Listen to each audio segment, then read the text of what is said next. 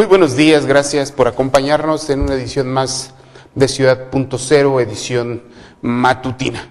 Hoy es miércoles 23 de marzo del 2011 y estas son las noticias. El presidente Felipe Calderón recorrió ayer las obras de construcción del puente El Baluarte.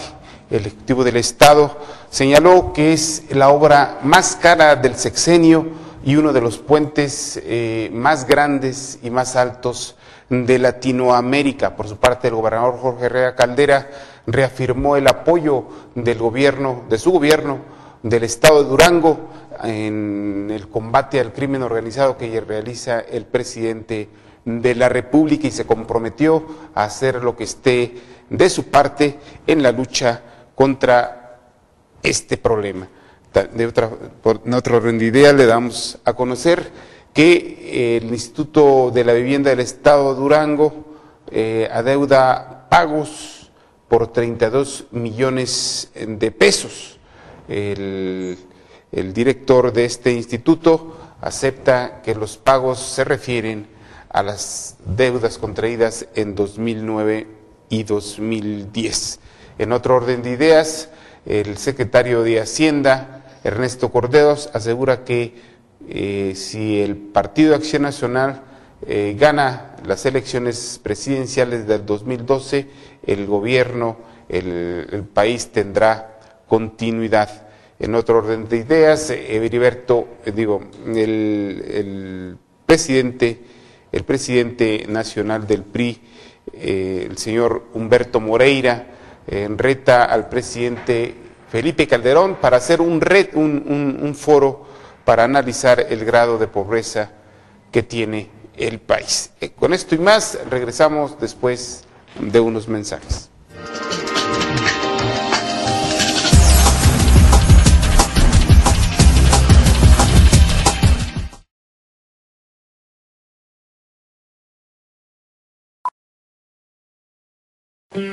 La lectura es divertida, te entretiene y no hay nada mejor que cuando un libro te engancha, hay que darse el tiempo de encontrarse con ese libro. No pensar que la lectura es aburrida, sino todo lo contrario. La lectura fomenta directamente la imaginación. Es como la música, te divierte, te entretiene, te da ritmo y te deja una buena melodía. Diviértete leyendo. Consejo de la Comunicación, voz de las empresas.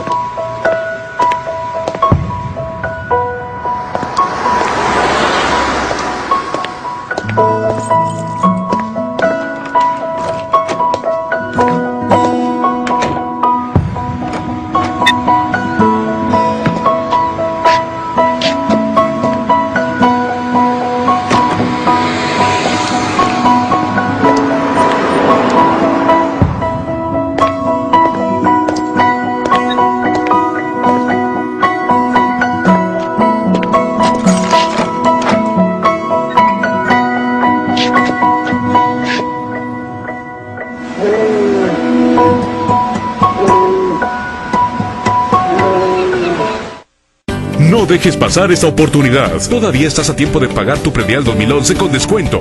Paga ahora en bancos, Soriana, módulos de pago o en www.municipiodurango.gov.mx. Predial 2011. Tu puntualidad te da beneficios. Con tu contribución, más obra para todos. Gobierno Municipal.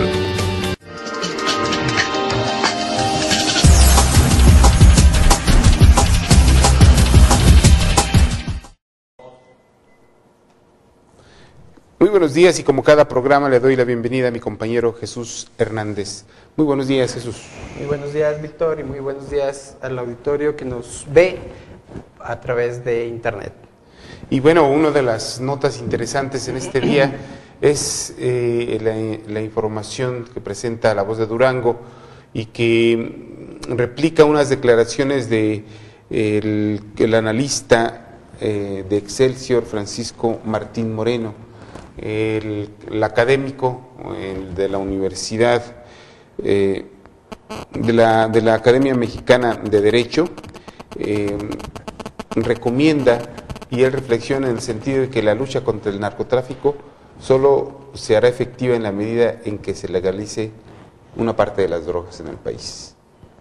Pues puede ser que tenga razón. Después eso puede ser. Después de 4 años casi de lucha infructuosa, en donde la violencia se ha exacerbado, yo creo que lo más inteligente es comenzar a explorar qué es lo que conviene al país, ya fuera de la confrontación directa, ¿no? A lo mejor analizar otras vías. Sería bueno hacer un debate público con gente que sea experta en esos, en cuestión de salud, cuestión de enervantes y todo observar el comportamiento de otros países en la materia, ¿no? Sí. Por lo pronto por ejemplo en Holanda el problema de consumo de droga nunca bajó. Sí, en Holanda al contrario se creó un problema más serio en cuanto a la legalización. Y además de que el contrabando se reduce hasta cierto punto, pero no se termina. El contrabando continúa, aunque sea Holanda, aunque siga teniendo sus tiendas, el contrabando continúa porque el crecimiento de consumidores es muy grande y a veces no se tiene abasto con los proveedores oficiales. Exactamente. Entonces, este problema no se concluye.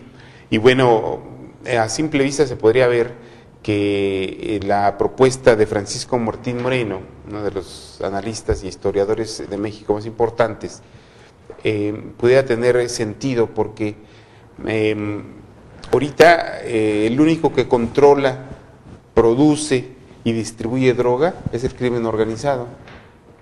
Y no paga impuestos. Y no paga impuestos, se dedica a envilecer, a enajenar a nuestra juventud y a crear problemas de inseguridad terribles. Y bueno, esto de ninguna manera le ha hecho bien al país.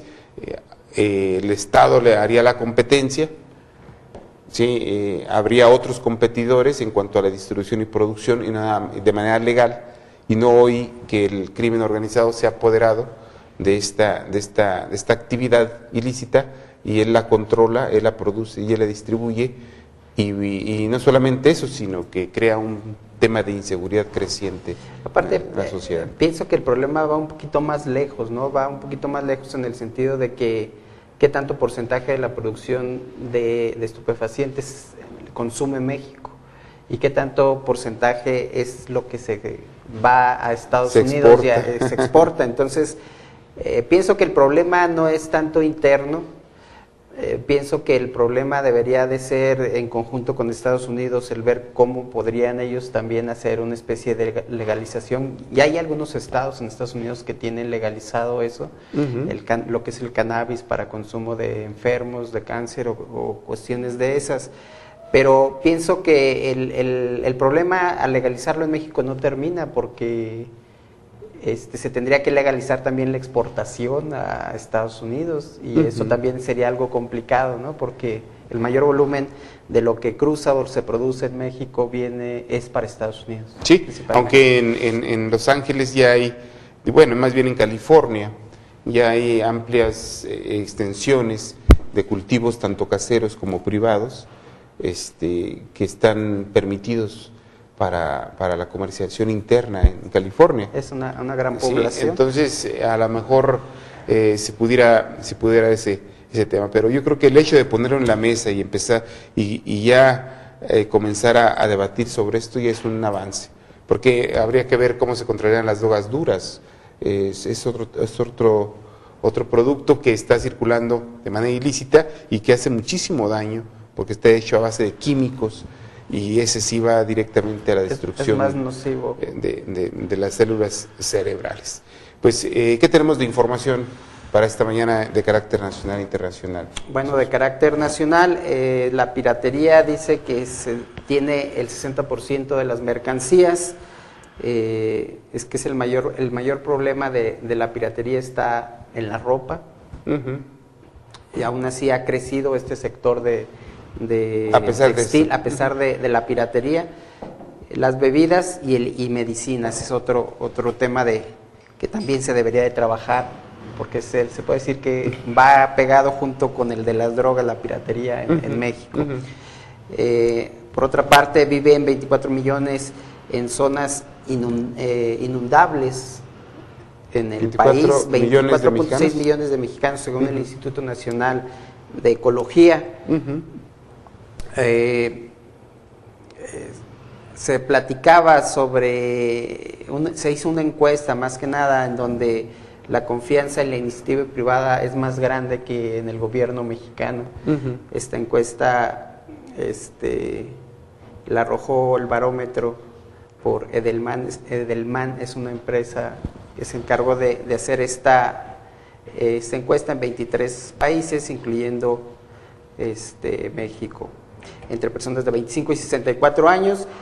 Y en información internacional, daños en Japón ascienden a más de 310 mil millones de dólares. Es bastante alto.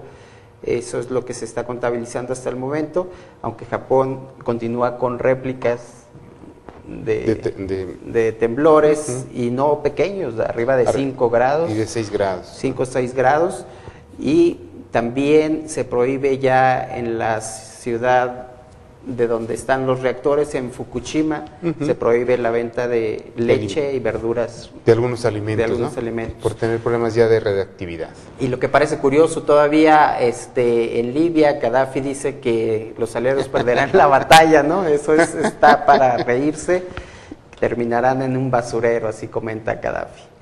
Bien, así lo decía el dictador de Irak. Sí, y bueno, terminó colgado en un juicio sumario, terminó colgado por crímenes de guerra. Esperemos que se equivoque Muammar Gaddafi. El problema es, ¿qué va a suceder con Libia después de que salga Gaddafi, ¿no? Ya al menos se empiezan a manejar nombres entre la gente que está en contra del régimen, ya se empiezan a manejar posibles nombres. En caso de que, por ejemplo, Berlusconi se está ofreciendo a sugerirle a Gaddafi platicar con él para que se exilie a Italia. A Italia. A ver si lo quieren los italianos ahí. Pero hay algunos reportes interesantes en Excel, en La Razón.